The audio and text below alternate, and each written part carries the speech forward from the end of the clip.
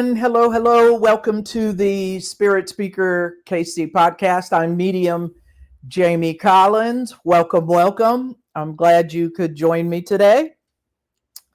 I thought, sometimes it's hard to kind of try to think what to talk about on these episodes when I don't have a guest. And so today, I thought I would talk about a day in the life of a medium, kind of giving you a peek behind the veil, a peek behind what it is that I go through. Not that you need a long what I do all day, because this is not a nighttime story to put you to sleep. This is, or bore you to death.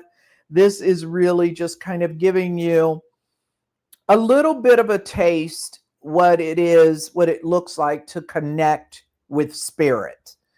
And people always, one of the first questions I get, or the second question I get, usually the first question is, how long have you been doing this? Or when did you know?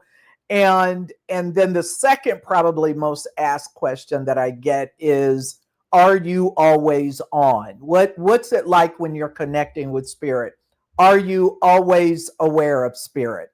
And the answer for me anyway is absolutely not. I am not always connected to spirit. I believe spirit is like oxygen. They're always there. But I'm not always tuned in to spirit. I want to have a physical life, a human life. I want to be able to go about my life and enjoy this incarnation, this physical experience. And so I'm not always connecting to spirit, even though it's one of those things I enjoy. I'm not always connecting to spirit. So what does it feel like to connect with spirit, or how does it work? The very first thing I say is, as I just mentioned, I set boundaries with spirit, or have an intention with spirit. And my intention, my boundaries I have set with spirit is, unless I am working at an event with a client, teaching, I have no desire to connect with you. And it doesn't mean that I don't pause throughout the day and have those moments where I take a deep breath and connect with spirit, or maybe I'm in a sitting in the power or in meditation, that I'm connecting with spirit. Those are the only times. Other than that, I'm not actively trying to connect with spirit. So I set aside my time for spirit. Another question I will get is, what does it feel like to connect with spirit? And, even people who want to connect with spirit themselves will say, well, what does it feel like? How will I know that I'm connecting with spirit? And there's not really an easy answer to that. But what does it feel like to connect with spirit? It's one of those things that it takes practice and time, but it's really fascinating to me. I'm a believer because, first of all, I believe you have to believe that our loved ones are still alive. They may not be in a physical body, but that they are still alive in another realm, another frequency.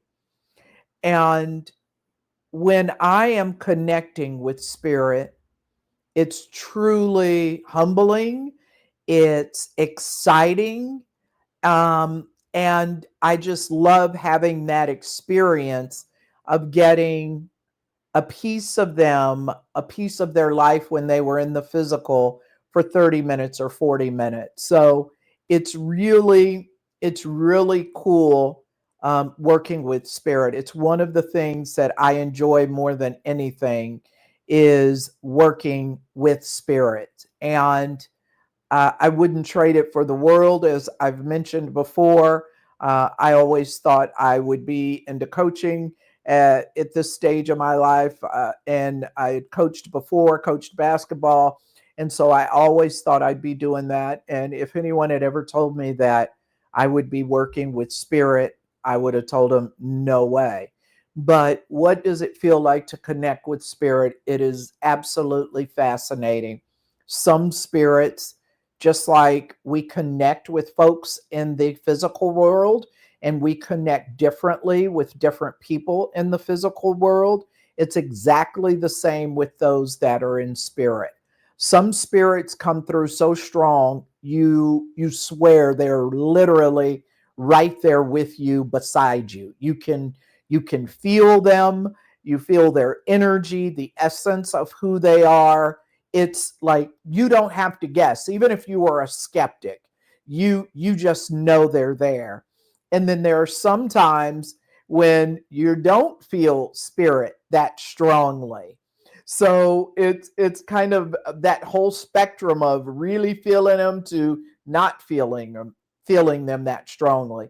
But that connection with spirit is absolutely phenomenal, whether it's someone's loved one during a session, whether I'm in meditation and I'm connecting with my guides or some other beings on the other side. I absolutely love it. Some other things about what it feels like or a day in the life. I think a lot of things can also make it challenging to connect with spirit. There are challenges. It's not all smooth sailing when you're working with spirit. You can have challenges if you didn't get enough sleep last night. There can be challenges if you're becoming ill or getting sick. There can be challenges if a client shows up late. Maybe you're all ready to have the session and you're all set, you feel good, and the client is 20 minutes late or 15 minutes late or 10 minutes late. It can change. So there are these challenges that you have and that you have to learn to adjust to. And so that those are just a few of those challenges. And let's be honest, in a human body, some days you just don't feel like it. It's you may have a session scheduled and for whatever reason, you just don't feel it that day. You don't feel it. That's a challenge. How do you work your way through that when you know you have a client that day and you're just not feeling it? And for me, it's I have to change my mind, my thoughts. I really have to say, okay, go into sit in the power, get a meditation, talk to my team of light and say, hey, I need your help today. I'm not really feeling this today. I'm going to need a little extra boost. I literally will say that to my team because I believe we all have a team of light. So on those challenging days when maybe I just don't feel like it, I have to talk to my team. I have to work through that. It's mind over matter. I really have to regroup and I will call on my team to help them. Now, on that other side, when I just mentioned if I'm ill, not feeling good, I'll just reschedule. I will reach out to the client, say, hey, I'm not feeling well today. I really want to give you my best. I want to be 100%. And would you mind reschedule? And if they say no, they don't want to reschedule, I just offer a refund. And I'm just a believer in being upfront and being honest with the client. I don't want to go in having one of those crappy days, and I do the reading anyway, and it's not a good reading. I don't want to do a disservice to spirit that way. The client has paid their hard earned money, And I respect the process, respect spirit, respect the client too much to just give a BS reading. I'm not going to do it. So there will be days when you are challenged. I promised you, not just the challenge of being in the reading, and it's a challenging reading. I'm talking about being a human and being a human and having those challenging days as a medium, because I promise you, there will be days where you don't feel like giving a reading. And maybe it was scheduled 3 weeks ago or 2 months, and that day comes and it is a challenging day. Maybe you have a 9 to 5 and it was a busy day at work, and after work you've got a reading. That's happened to me. I have an 9 to 5 job, and it was a busy or hectic day at work, and the last thing I want to do is give a reading. But I just kind of reset myself. I changed my thought. I'm like, I can do this. I ask for assistance from my team of light, and I push through it. I think we've all done that in life, where there was something that we didn't want to do, and we work through those challenges. You get through it. You push through. You persevere. And as a human, I promise you, if you do mediumship long enough, you're going to have those days. So those can be some of the challenges. Other challenges, another challenge you'll find is people want you to read them all the time. If they find out you're a medium, they'll be like, oh, give me a reading. Can you give me a reading? What do you see? I get this a lot, especially from people at work. If they find out I'm a reading, they'll be like, well, Jamie, when am I going to find a husband? Jamie, when am I going to win the lottery? Like, I just know the answers to everything. And I just laugh at them, and I'm like, look, I'm off the clock. I'm not working, and I don't do things like lottery numbers and when you're going to get married and give you a specific date. And lottery numbers, I'd be doing it for myself, let me tell you. But I get that a lot. So, that can be a challenge, because sometimes people will be serious. They want to know. Another challenge you may have as a medium are those repeat customers who kind of have, I don't know the right word to describe, but they rely too much on a medium. They're wanting a reading every month or every other month. And you have to say, look, no, I'm not going to do this. My kind of standard rule for me is I don't want to read you more than every 4 months. I always tell a client 4 to 6 months, and then we can have another session. I don't want you to get to the point where you're reaching out to me every month for a reading, because at that point, I'm thinking you need more than a medium. There's probably some counseling or therapy that needs to happen. So it's those can be some challenges. These are things that people will want to know. You'll get people who are always wanting to know things. I have a friend, and he calls them assholes. They want to know everything, and so those can be challenges. In true story, you will find if find out you're a medium, and it will be challenges on how you handle that. How do you say no? How do you say you need to schedule an appointment with me? But the biggest thing you'll find are or those kinds of things. And so those are just some of the challenges in the everyday life of a medium. But there are lots of good things as well. Besides getting to connect with spirit, getting to have that experience with spirit, which is fabulous. I always say every time I work with spirit, I learn something different. Every client I work with, I learn something different, because every client is like a fingerprint. Every session is like a fingerprint. They're all different. There is no session that is alike. So having that opportunity to work with spirit is fascinating. Having those challenges, though, as well, is where you grow as a medium. Without the challenges, I don't know that I would have grown to where I am today. I believe the mistakes or not getting something is where I get the most growth, where I do the learning, where spirit is helping me to grow in my mediumship. So that is a positive that you're working with spirit. Some of the positives of working with spirit, being a medium, is just understanding, at least for me, that our loved ones are not dead. I love being able to connect with those across the veil. And I love offering healing to my clients.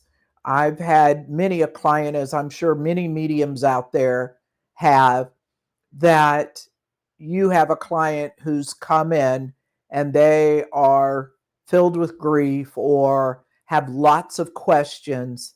And after you have a session, you'll get an email or a phone call telling you how much that session helped them in whatever way. And I'm a believer that I've also helped people, the healing that has gone on, and I may not even know it. Not every client is going to reach out and let you know how helpful that session is, and that's okay. So there's lots of things like that I think the biggest positive for me is just being able to help clients, guide them, support them in whatever way it is. And it may be minuscule, it may not be as big as you think, or it may be bigger than you think. But I love being able to help people, and so that's one of the joys that I get out of working with spirit. So in a nutshell, I think that uh, the life of a medium is very normal, quote unquote, whatever normal is to you. But it's very normal. It's just when that on switch goes on, meaning when I'm connecting with spirit, is when I get that joy, that excitement, and know that it's just been a pleasure to be able to work with them and sense them and not let those challenging days get you down. When it's a tough reading, or you're not feeling the greatest and you have to give a reading, or maybe your mediumship is feeling stuck. There's no growth. You feel like there's no growth going on. I'm a big believer in sometime taking time off. There's nothing wrong with stepping back for a week, 2 weeks, a month, whatever you need. But I am a believer in those challenges. That is where that growth is taking place. And I think sometimes, especially when we're just beginning our development, or even when we've been in it a while, we don't want to take time off. We forget about self care.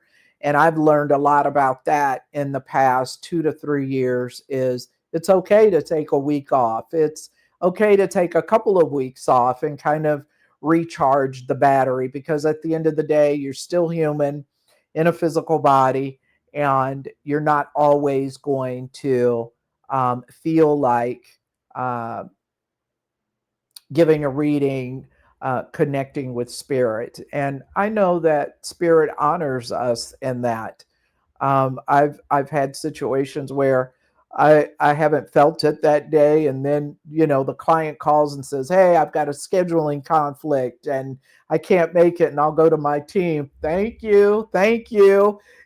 So I believe spirit is always supporting us and helping us along the way.